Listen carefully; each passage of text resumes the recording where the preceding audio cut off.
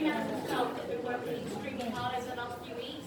Mr. Shimalaki, Miss Mills and Miss Zachary, with a big round of applause.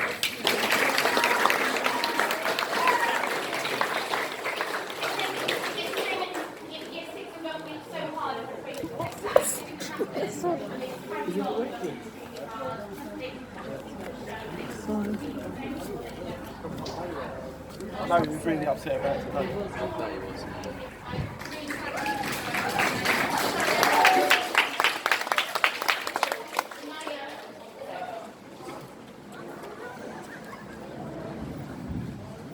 Welcome back, ladies and gentlemen. This is the for you we've all been waiting for. Drum roll, please.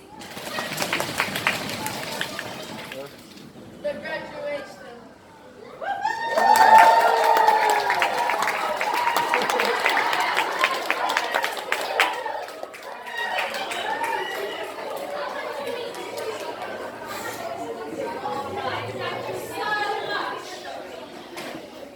Thank you so much for coming. I know it's incredibly cold, so we will